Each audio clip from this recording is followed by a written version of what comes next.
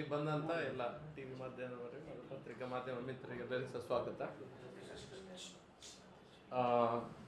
ಇವತ್ತಿನ press conference ಏನಿದೆ ಇದು ನಿಮಗೆಲ್ಲರಿಗೂ ಗೊತ್ತಿರೋ ಒಂದು ವಿಷಯ.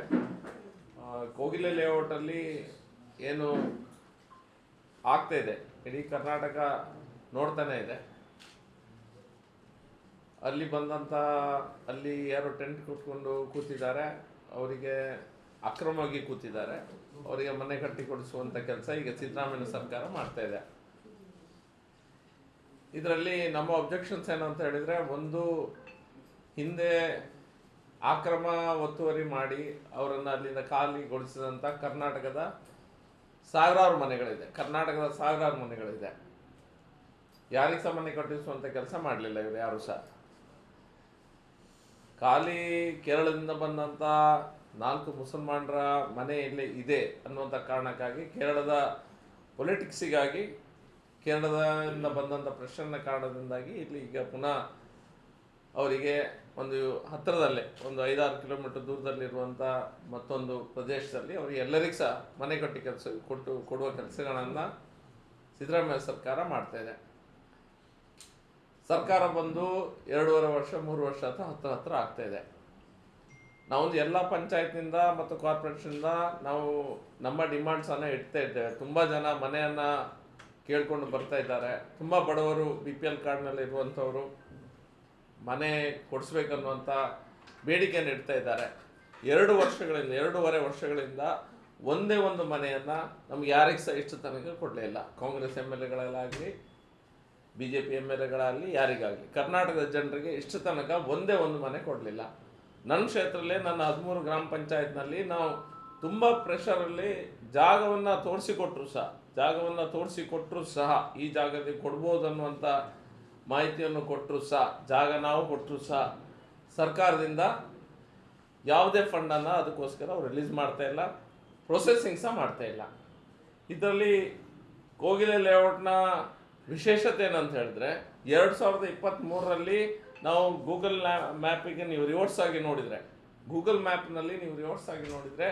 2023ಯಲ್ಲಿ ಒಂದೇ ಒಂದು ಈ ರೀತಿಯ ಅಕ್ರಮವಾಗಿ ಕಟ್ಟಿಕೊಂಡಂಥ ಮನೆಗಿನೇ ಯಾವುದು ಸಹ ತೋರ್ತಾ ಇಲ್ಲ. 2023ಯಲ್ಲಿ ಗೂಗಲ್ ಮ್ಯಾಪಿನಿಂದ ನಾವು ಡೌನ್ಲೋಡ್ ಮಾಡಿ ಇಟ್ಕೊಂಡಿದ್ದೇವೆ. ಈಗ ನೋಡಿದರೆ ಟೋಟಲ್ ಆಗಿ ಅಲ್ಲಿ ಅದೆಲ್ಲ ಏರಿಯಾನ ಕವರ್ ಮಾಡ್ಕೊಂಡಿದ್ದಾರೆ. 2023 ಕಾಂಗ್ರೆಸ್ ಸರ್ಕಾರ ಬಂದ ನಂತರ ಇದು ವ್ಯವಸ್ಥಿತವಾಗಿ ಕಾಂಗ್ರೆಸ್ ಸರ್ಕಾರದಿಂದನೇ ಅಲ್ಲಿ ಯಾರು ಬಂದಿದ್ದಾರೆ, ಯಾರನ್ನ ಅಥವಾ ಇವರೇ ಬರ್ಸ್ಕೊಂಡಿದ್ದಾರೆ, ಇದೊಂದು ನಾಟಕದ ರೀತಿಯಲ್ಲಿ 2023 ನಂತರ ಕಾಂಗ್ರೆಸ್ ಸರ್ಕಾರದ ಕುಮ್ಮಕ್ಕಿನಿಂದಲೇ ಇವರಿಗೆ ಅಲ್ಲಿ ಮನೆಯನ್ನು ಕಟ್ಕೊಡ್ಲಿಕ್ಕೆ ಅವಕಾಶವನ್ನು ಮಾಡಿಕೊಟ್ಟಿದ್ದಾರೆ. 2023ಯಲ್ಲಿ ಗೂಗಲ್ ಮ್ಯಾಪಲ್ಲಿ ನೀವು ನೋಡಿದರೆ ಎಕ್ಸಾಕ್ಟ್ ಆಗಿ ಗೊತ್ತಾಗ್ತದೆ, ರಿವರ್ಸ್ ಆಗಿ ನೋಡಿದರೆ ಗೊತ್ತಾಗ್ತದೆ, ಡೀಟೇಲ್ಸ್ ಇದೆ ಅದ್ರ.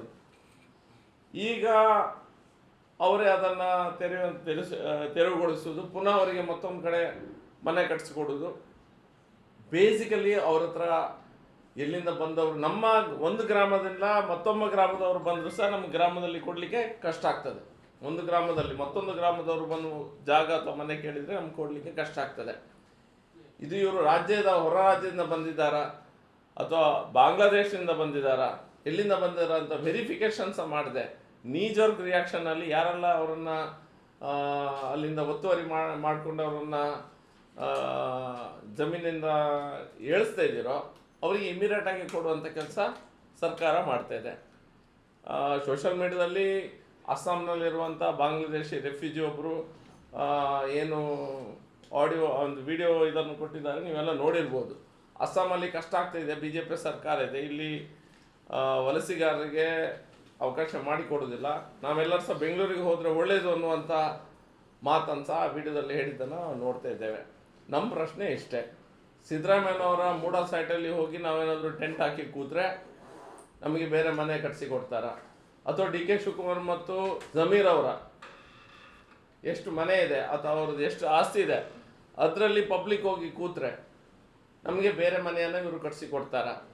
ಪಬ್ಲಿಕ್ಕಿನ ಆಸ್ತಿ ಏನಿದೆ, ಸರ್ಕಾರದ ಜಾಗ ಏನಿದೆ, ಆ ಸರ್ಕಾರದ ಜಾಗ ಪಬ್ಲಿಕ್ ಪ್ರಾಪರ್ಟಿ, ಅದು ಪಬ್ಲಿಕ್ ಪ್ರಾಪರ್ಟಿ ಅಂದ ತಕ್ಷಣ ಇವರು ಬೇಕು ಬಂದ ಹಾಗೆ ಯಾರ್ಯಾರಿಗೆ ಕೊಡುವ ಕೆಲಸಗಳನ್ನು ಅದು ವೋಟ್ ಬ್ಯಾಂಕ್ ಪೊಲಿಟಿಕ್ಸಿಗಾಗಿ ಯಾರೋ ಒಂದು ಸ್ವಲ್ಪ ಮುಸಲ್ಮಾನರು ಕೇರಳದಿಂದ ಬಂದು ಇಲ್ಲಿ ಕೂತಿದ್ದಾರೆ, ನಮಗಲ್ಲಿ ವೋಟ್ ಬೇಕು ಅನ್ನುವಂಥ 4,000 ಓಟಿಗಾಗಿ ಇವರು ಈ ರೀತಿ ಮಾಡುವುದು ಸರಿಯಾದರೆ, ಸರ್ಕಾರದ ಜಾಗದ ಲೆಕ್ಕಾಚಾರ ಇದು ಒನ್ ಟೈಮ್ ಮೆಜರ್ ಅಂತ ಸಹ ಹೇಳಿದ್ದಾರೆ.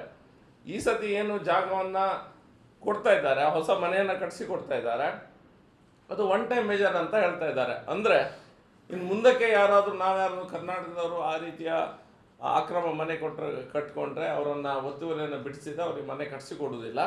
ಅಥವಾ ಹಿಂದೆ ಯಾರೆಲ್ಲ ಇಷ್ಟರೊಳಗೆ ಸಫರ್ ಆಗಿದ್ದಾರೆ, ಯಾರು ಮನೆಯನ್ನು ಅಕ್ರಮವಾಗಿ ಕಟ್ಕೊಂಡು ಅವರನ್ನು ಅಲ್ಲಿಂದ ಮನೆಯನ್ನು ತೆಗೆಸಿದ್ದಾರೆ, ಅವ್ರಿಗೆ ಸಹ ಈ ರೂಲು ಅನ್ವಯ ಆಗೋದಿಲ್ಲ. ಹಾಗಾದರೆ ಕರ್ನಾಟಕದ ಜನತೆಗೆ, ನಿಮಗೆ ವೋಟ್ ಹಾಕಿದಂಥ ಜನತೆಗೆ ನೀವು ಯಾಕೆ ಅನ್ಯಾಯ ಮಾಡ್ತಾ ಇದ್ದೀರಿ? ನಾವೇನು ತಪ್ಪು ಮಾಡಿದ್ದೇವೆ? ನಮಗೆ ಒಂದು ನೀವು ಮನೆ ಅನ್ಸೋ ಕೊಡೋದಿಲ್ಲ, ಒಂದು ಗ್ರಾಮ ಪಂಚಾಯತ್ನಲ್ಲಿ, ಕಾರ್ಪೊರೇಷನ್ನಲ್ಲಿ, ಮುನ್ಸಿಪಾಲ್ಟಿಯಲ್ಲಿ ಎಲ್ಲೂ ಸಹ ಒಂದು ಮನೆ ಕೊಡೋದಿಲ್ಲ. ಎಲ್ಲಿಂದೋ ಬಂದವರಿಗೆ ನೀವು ವೋಟ್ ಬ್ಯಾಂಕಿಗೆ ಮನೆ ಕೊಡ್ತೀರಿ. ಬೇರೆ ನಿಮ್ಗೆ ಗೊತ್ತೇ ಇದೆ, ಆನೆ ತುಳಿತ ಆದರೆ ಅವರಿಗೆ ದುಡ್ಡು ಕೊಡ್ತಾರೆ. ಇಲ್ಲಿ ನಮ್ಮಲ್ಲಿ ಇಷ್ಟು ದೊಡ್ಡ ರೀತಿಯಲ್ಲಿ ಆನೆ ತುಳಿತ ಆಗಿ ಸತ್ತವರ ಎಷ್ಟು ಸಂಖ್ಯೆ ಇದೆ, ಕಾಡು ಪ್ರಾಣಿಗಳ ಅಟ್ಯಾಕ್ ಆಗಿ ಎಷ್ಟೋ ಜನ ಜೀವನ ತಗೊಳ್ತಾ ಇದ್ದಾರೆ. ಯಾರಿಗೆ ಸಹ ಏನು ಸರಿಯಾದ ವ್ಯವಸ್ಥೆ ನೀವು ಮಾಡ್ತಾ ಇಲ್ಲ. ನಮ್ಮಲ್ಲಿ ಚಿಕ್ಕಮಗಳೂರು, ಕೂರ್ಗ್ನಲ್ಲಿ ಮತ್ತು ನಮ್ಮಲ್ಲಿ ಎಷ್ಟೋ ಕಡೆ ಜಾಗ ಕುಸಿತ, ಭೂ ಕುಸಿತ ಆಗಿ ಎಷ್ಟೋ ಜನ ಮನೆಗಳ ಮಠಗಳನ್ನು ಕಳ್ಕೊಂಡಿದ್ದಾರೆ. ಆದರೆ ನಿಮಗೆ ಕೇರಳದಲ್ಲಾದ ಭೂಕುಸಿತ ಮಾತ್ರ ನಿಮಗೆ ತೋರ್ತದೆ. ನಾನು ಅದಕ್ಕೆ ಮಾಡಬೇಡಿ ಅಂತ ಹೇಳ್ತಾ ಇಲ್ಲ. ಆದರೆ ನಮ್ಮವರಿಗೆ, ನಿಮಗೆ ಓಟ್ ಹಾಕಿದಂಥವರು, ಇಲ್ಲಿನ ಜನರು, ಈ ಮಣ್ಣಿನ ಮಕ್ಕಳನ್ನು ನೀವು ಕಡೆಗಣಿಸಿ ಬೇರೆ ಯಾರಿಗೋ ಮಾಡ್ತಾ ಇದ್ದಾರಲ್ಲ, ಅದನ್ನು ತಡ್ಕೊಳ್ಳಿಕ್ಕೆ ಸ್ವಲ್ಪ ಅದನ್ನು ನೀವು ಹೇಗೆ ಜೀರ್ಣ ಮಾಡ್ಕೊಳ್ತೀರಿ ಈ ವಿಷಯವನ್ನು ನನಗಂತೂ ಅರ್ಥ ಆಗ್ತಾ ಇಲ್ಲ. ಇದು ಶ್ರಮಿಸಲಾರದಂಥ ಒಂದು ಅನ್ಯಾಯವನ್ನು ನೀವು ಕರ್ನಾಟಕದ ಜನತೆಗೆ ಸರ್ಕಾರ ಮಾಡ್ತಾ ಇದೆ. ನನಗಂತೂ ಇವರು 2023 ನಂತರ ಏನು ಇವರು ವಲಸೆಗಾರರು ಬಂದು ಅಲ್ಲಿ ಕೂರಿಸಿದ್ದಾರೆ, ಇದು ಜಮೀರ್ ಮತ್ತು ಅವರ ಗ್ಯಾಂಗ್ ಏನಿದೆ ಅವರೇ ತಂದು ಕೂರಿಸಿದ ರೀತಿಯಲ್ಲಿ ತೋರ್ತಾ ಇದೆ. 2023ಗಿಂತ ಮುಂಚೆ ಇರಲಿಲ್ಲ. ಹಾಗಾದ್ರೆ ಯಾಕಿರಲಿಲ್ಲ? ಗೂಗಲ್ ಮ್ಯಾಪಲ್ಲಿ ನೋಡಿದ್ರೆ ಆ ಏರಿಯಾ ಖಾಲಿದೆ. ಸಡನ್ನಾಗಿ ಇಲ್ಲಿ ಎಲ್ಲರನ್ನ ಕರೆದು ಕೂರಿಸಿ ಪುನಃ ಅವನನ್ನು ತೆರವುಗೊಳಿಸುವುದು, ಪುನಃ ಅವರಿಗೆ ಮನೆ ಕೊಡಿಸುವುದು, ಇದನ್ನೆಲ್ಲ ನೋಡಿದರೆ ದೊಡ್ಡ ಪಿತೂರಿ ಇದೆ ಹಿಂದೆ ಅಂತ ಆಗ್ತಾ ಇದೆ. 100% ಇದು ಅದಕ್ಕೆ ಪೂರಕವಾಗಿ ನೀಜರ್ ರಿಯಾಕ್ಷನ್ ಆಗಿ ಈಗ ಮಾಡಿದ್ದಾರೆ. ಈಗ 100% ಆ ಎಲೆಕ್ಷನ್ಗೋಸ್ಕರ ಅಲ್ಲಿನ ಮುಸ್ಲಿಂ ವೋಟ್ಸ್ ಏನಿದೆ, ಅಲ್ಲಿನ ಯಾರೆಲ್ಲ ಅಲ್ಲಿ ಮುಸ್ಲಿಂ ವೋಟ್ಸಿಗುವಾಗ ಇವರು ಕಾಂಪಿಟೇಷನ್ಲಿದ್ದಾರೆ, ಕಮ್ಯುನಿಸ್ಟ್ಗಳು ಮತ್ತು ಕಾಂಗ್ರೆಸ್ನವರು, ಆ ಓಟು ಎಲ್ಲ ಒಂದು ಕಡೆ ನಮ್ಮಿಂದ ತಪ್ತದೆ ಅನ್ನುವಂಥ ಭಾವನೆಯಿಂದ ನೀಜರ್ಕಾಗಿ ಮಾಡಿದ್ದಾರೆ. ಇಲ್ಲದಿದ್ದರೆ ಇದನ್ನು ಇವರು ಸ್ಲೋ ಆಗಿ ಮಾಡ್ತಾಯಿದ್ರು. ಇದನ್ನು ಮಾಡ್ತಾಯಿದ್ರು 100% ಸ್ಲೋ ಆಗಿ ಮಾಡ್ತಾಯಿದ್ರು ಅಷ್ಟೇ. 2023 ನಂತರನೇ ಇವರೆಲ್ಲ ಬಂದಿದ್ದು. ಕೇಳಿದರೆ 15 ವರ್ಷ 20 ವರ್ಷ ಅಂತ ಹೇಳ್ತಾ ಇದ್ದಾರೆ. ಕೆಲವು ಮನೆಗಳು ಇದ್ದಿರ್ಬೋದು, ಆದರೆ ಟೋಟಲ್ ಆಗಿ ನೀವು ಅದನ್ನು ಗೂಗಲ್ ಪಿಕ್ಚರನ್ನು ನೋಡಿದರೆ, ಗೂಗಲ್ ಮ್ಯಾಪಿನ ಪಿಕ್ಚರ್ಸ್ ನೋಡಿದರೆ 2023 ಮುಂಚೆ ಅಷ್ಟು ಇಲ್ಲ. ಇವರೇ ತರಿಸಿದ್ದಾರೆ. ಇವರು ಸರ್ಕಾರನ ಬಂದ ನಂತರನೇ ಇವರೆಲ್ಲ ಬಂದಿದ್ದು. ಈಗ ಇದಂದ್ರೆ ಈಗ ಇಲ್ಲಿಯವರಿಗೆ ಕೊಟ್ಟಿಲ್ಲ, ಅವ್ರಿಗೆ ಕೊಟ್ಟಿದ್ದಾರೆ ಅಂತ ಅಂದ್ಬಿಟ್ಟು, ಅಂದ್ರೆ ಸರ್ಕಾರಿ ಜಾಗನ ಈಗ ಇದನ್ನ ಲೀಗಲಿ ಪ್ರಶ್ನೆ ಮಾಡ್ತೀರಾ ಹೇಗೆ? ಲೀಗಲಿಗೆ ಪ್ರಶ್ನೆ ಮಾಡ್ತಾ ಇದ್ದೇವೆ. ಲೀಗಲ್ ಟೀಮ್ ಹತ್ರ ನಾವು ಮಾತಾಡಿದ್ದೇವೆ ಆಲ್ರೆಡಿ. ಪಕ್ಷದ ವತಿಯಿಂದ ಮಾತಾಡ್ತಾ ಇದ್ದಾರೆ. ನಾವು ಪರ್ಸನಲ್ ಆಗಿ ಸಹ 3-4 ಜನ ಹತ್ರ ನಾವು ಆಲ್ರೆಡಿ ಇವಾಗ ಮಾತಾಡಿದ್ದೇವೆ ಲೀಗಲ್ ಸ್ಟ್ಯಾಂಡಿಂಗ್ ಹೇಗಿರ್ತಂತೆ. ಬಿಕಾಸ್ ಒಂದು ರೆವಿನ್ಯೂ ಡಿಪಾರ್ಟ್ಮೆಂಟಿಗೆ ಸಂಬಂಧಪಟ್ಟದ್ದು ಎಲ್ಲ ಜಾಗ ಎಲ್ಲ ಇದೆ. Owner is the revenue department. ಒಂದು ಜಿಲ್ಲೆಯಲ್ಲಿ DC is the incharge, he has to take care of the lands.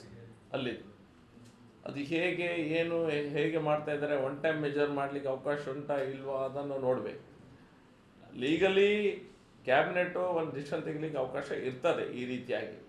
ಆದರೆ ನೀವು ಒಂದು ಕಣ್ಣಿಗೆ ಸುಣ್ಣ ಒಂದು ಕಣ್ಣಿಗೆ ಬೆಣ್ಣೆ ಹಚ್ಚುವ ಕಾರ್ಯಕ್ರಮ ಏನು ಮಾಡ್ತಾಯಿದ್ರಿ?